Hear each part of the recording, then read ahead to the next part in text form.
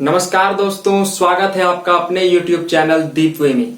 आज से हम लोग क्लास 9th के मैथ सब्जेक्ट का चैप्टर वीडियो सीरीज स्टार्ट करने वाले हैं और यह वीडियो सीरीज क्लास 9th के सभी चैप्टर्स के लिए होगा। यहाँ पर देख पा रहे होंगे आप क्लास 9th के सभी चैप्टर को इस चैनल पे मैं आपको एक एक करके समझाने वाला हूँ। तो सबसे पहला जो चैप्टर है वह है नंबर सिस्टम यानी कि संख्या पद्धति। तो हम लोग इस चैनल पे प्रत्येक चैप्टर को कवर करेंगे और आज से हम लोग स्टार्ट करने वाले हैं संख्या पद्धति यानी कि नंबर सिस्टम। तो चैप्टर का नाम है संख्या पद्धति। तो बेसिकली इस चैप्टर में हम लोग डिफरेंट टाइप्स के नंबर्स को पढ़ने वाले हैं और जानने वाले हैं। तो इसके प्रीवियस क्लास में आप लोग क्लास 8 में विभिन्न प्रकार के संख्याओं से परिचित होंगे, जिसमें प्राकृत संख्याएं, पूर्ण संख्याएं, पूर्णांक और परिमेय संख्याओं को आपने विस्तार से पढ़ा है। चलिए आज हम लोग इसको डिस्कस करते हैं और इन संख्याओं के बीच एक प्रॉपर्टी छिपी हुई है उसको जानने का प्रयास करते हैं। तो सबसे पहले हम लोग बात करते हैं प्राकृत संख्याएं के बारे में। तो प्राकृत संख्याएं क्या होती हैं? फर्स्ट हमारा है प्राकृत संख्याएं। प्राकृत संख्याएं जिसे हम लोग किस नाम से जानते हैं? Natural number. Natural number. तो प्राकृतिक संख्याएं यानी कि नेचुरल नंबर क्या होता है? गणन संख्याएं या फिर काउंटिंग नंबर्स को हम लोग प्राकृत संख्याएं कहते हैं, जो स्टार्ट होता है 1, 2, 3, 4, 5 और अनंत तक चला जाता है। ठीक है, 1, 2, 3, 4 और ये इंफिनिटी तक चला जाता है। दूसरा हमारा जो नंबर है उसे हम लोग कहते हैं पूर्ण संख्याएं यानी कि होल नंबर्स। होल नंबर्स किसे कहते हैं? वैसी संख्याएं जो शून्य से स्टार्ट होती है।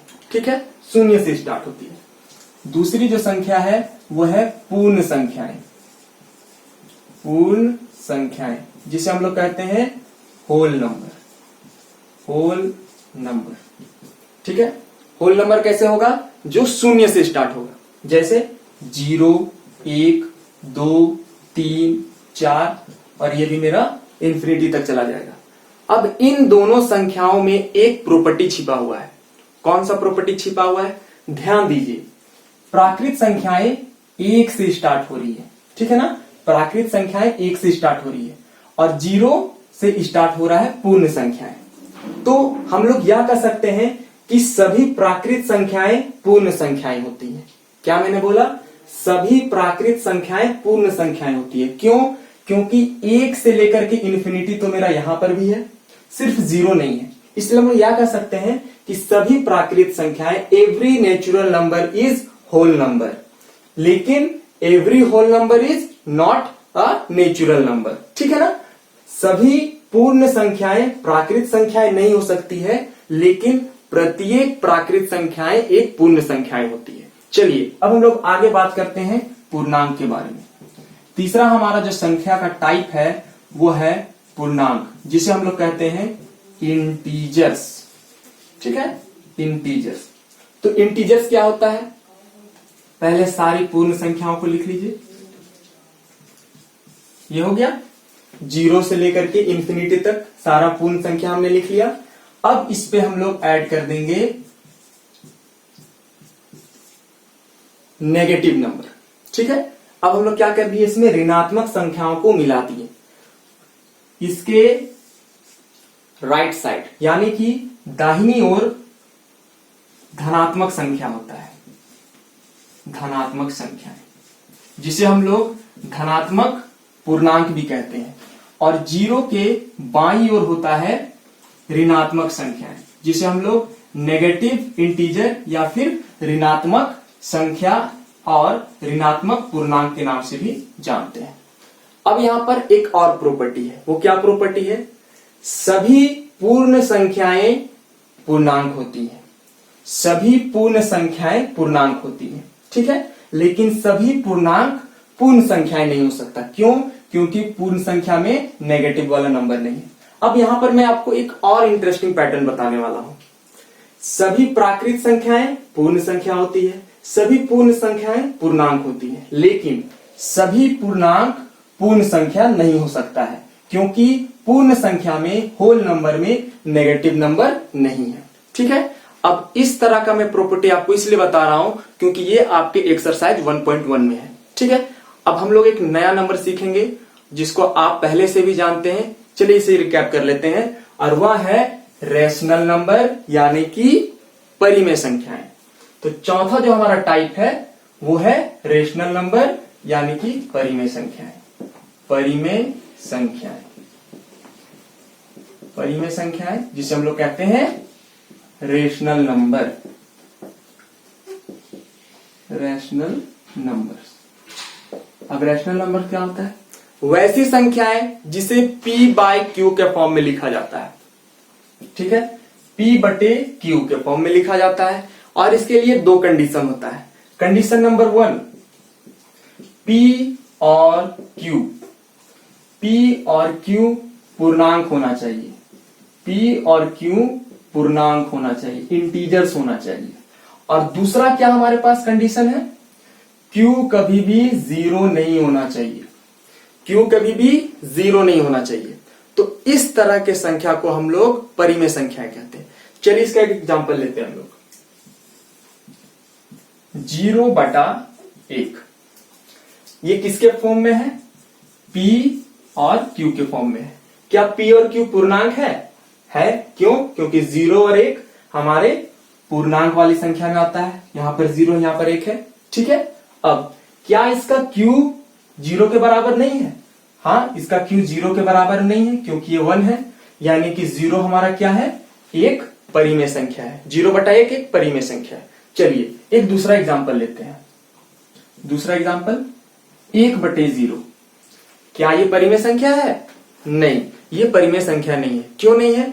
यहाँ तो 1 और 0 तो पूर्णांक है, लेकिन हमारा ये परिमेय संख्या नहीं हो रहा है। इसका रीजन क्या है? तो इसका रीजन ये है कि Q हमारा 0 हो जा रहा है। Q क्या है? 0 हो जा रहा है। यहां पर देखिए Q 0 हो जा रहा है। चलिए एक और तरीके से मैं आपको बताता हूं कि ये परिमेय संख्या क्यों नहीं है। इसका मतलब क्या है? 0/1 को, इसका मतलब यह है कि 1 0 को भाग दे रहा है। 1 क्या कर रहा है? 0 को भाग कर रहा है। यही तो इसका मतलब है। अब 1 का पहाड़ा हम लोग कितना बार पढ़ेंगे तो 0 आ जाएगा? 0 बार में। ठीक है, एकदम आसान सा क्वेश्चन है, इसलिए इसका आंसर तो 0 मिल गया हमको। 0/1 का आंसर 0 हो जाएगा। चलिए आगे 1/0, इसको हम लोग कैसे भाग में लिखेंगे? तो ये हो जाएगा इस प्रकार से। अब यहां पर हमें 0 का पहाड़ा पढ़ना है और 1 लाना है, तो ऐसा हम परिभाषित ही नहीं कर सकते हैं कि 0 का पहाड़ा हम कितना बार पढ़ेंगे तो 1 आएगा। अगर मान लीजिए यहां पर लिखते हैं 5, तो 0 को 5 से गुना करते हैं। यहां पर तो हम लोग मल्टीप्लाई ना करते हैं। 1 से 0 को मल्टीप्लाई किए तो 0 आ गया। अब 0 से 5 को मल्टीप्लाई करेंगे 0 आएगा। 51 भी लिख देते हैं, 0 आता है। अगर मैं यहां पर हाथ रख दूं और ये बोलूं यहां पर 0 है, तो इस जगह इस भागफल में कौन सी संख्या है, तो आप लोग अलग अलग आंसर दे सकते हैं। 5 दे सकते हैं, 9 दे सकते हैं। यानी कि मैं इसे परिभाषित ही नहीं कर पा रहा हूं, डिफाइन ही नहीं कर पा रहा हूं। तो 1/0 को हम लोग क्या लिख सकते हैं? Not defined. नॉट डिफाइंड यानी कि अपरिभाषित। अपरिभाषित। क्या इसके अलावा भी और ऐसी संख्या है जिसे हम लोग अपरिभाषित के रूप में लिख सकते हैं? बिल्कुल लिख सकते हैं। जिसके भी हर में 0 हो, वो सारी संख्याएं अपरिभाषित होती है। जैसे 2/0, -17/0। अब -17 को देखिए और 0 को देखिए, यहां पर 0 आ रहा है। इसके बाईं ओर अगर हम लोग बढ़ेंगे तो हमें -17 भी एक जगह मिल जाएगा। तो ये दोनों तो पूर्णांक है, लेकिन ये परिमेय संख्या नहीं होगा। क्यों नहीं होगा? क्योंकि इसे हम लोग परिभाषित ही नहीं कर सकते हैं, अपरिभाषित है। तो यहां तक हमने 4 प्रकार के संख्याओं को बहुत ही अच्छे तरीके से कवर कर लिया, जिसमें पहला हमारा संख्या है प्राकृत संख्याएं, दूसरा पूर्ण संख्याएं, तीसरा पूर्णांक और चौथा परिमेय संख्याएं। अब एक और इंटरेस्टिंग सा, रोचक सा बात मैं आपको बताने वाला हूं। सभी पूर्णांक परिमेय संख्याएं होती हैं। मैंने क्या बोला? सभी पूर्णांक परिमेय संख्याएं होती हैं। तो कैसे? तो तो सबके हर में हम लोग 1 लिख सकते हैं। 0/8 तभी हमने देखा कि ये परिमेय संख्या है। इसके नीचे भी 1 लिखा जा सकता है, इसके नीचे भी 1 लिखा जा सकता है। 1/1, 2/1, 3/1, यानी कि सभी पूर्णांक परिमेय संख्याएं हैं। ठीक है, इससे हमें एक और पैटर्न मिलता है, क्या? सभी प्राकृत संख्या भी परिमेय संख्याएं हैं, सभी पूर्ण संख्या भी परिमेय संख्याएं हैं, प्रत्येक पूर्णांक भी परिमेय संख्याएं हैं। ठीक है, तो यहां पर हम ये कह सकते हैं कि परिमेय संख्या के अंदर प्राकृत संख्याएं, पूर्ण संख्याएं, पूर्णांक आता है। तो यहां तक हमने 4 प्रकार की संख्या को बहुत अच्छे तरीके से समझ लिया और साथ ही इसके अंदर जो प्रॉपर्टी छिपा हुआ था उसे भी हमने बहुत ही अच्छे तरीके से कवर कर लिया। चलिए अब हम लोग बात करते हैं प्रश्नावली 1.1 के क्वेश्चन नंबर 1 के बारे में।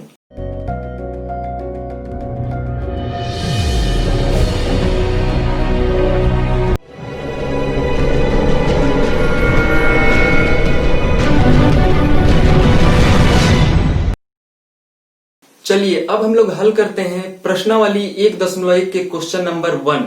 तो क्वेश्चन नंबर 1 में हमें बोला जा रहा है, क्या शून्य एक परिमेय संख्या है? क्या इसे आप p/q के रूप में लिख सकते हैं, जहां p और q पूर्णांक है और q ≠ 0 है। तो इसे हमने पहले ही डिस्कस कर चुके हैं कि 0 हमारा परिमेय संख्या होता है। ठीक है, इसे हम लोग कैसे लिख सकते हैं? इसका आंसर होगा हाँ, शून्य एक परिमेय संख्या है। ठीक है, और इसे हम लोग p/q के रूप में भी लिख सकते हैं, जैसे कि 0/1, जहां p और q क्या है? पूर्णांक है। 0 और 1 हमारा क्या है? पूर्णांक है, और q ≠ 0 है। ठीक है, एकदम आसान वाला क्वेश्चन है। अब हम लोग बात करते हैं इसके क्वेश्चन नंबर 4। 2 और 3 थोड़ा डिफरेंट है, इसके लिए हम लोग इसके नेक्स्ट वीडियो में बात करेंगे। अभी हम लोग बात करते हैं क्वेश्चन नंबर 4 के बारे में। तो क्वेश्चन नंबर 4 में हमें कहा जा रहा है,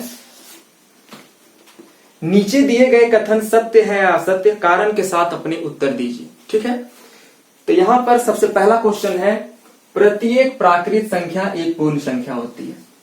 ठीक है, हमने प्रॉपर्टी पढ़ा था, प्रत्येक प्राकृत संख्या एक पूर्ण संख्या होती है। तो इसका आंसर क्या हो जाएगा?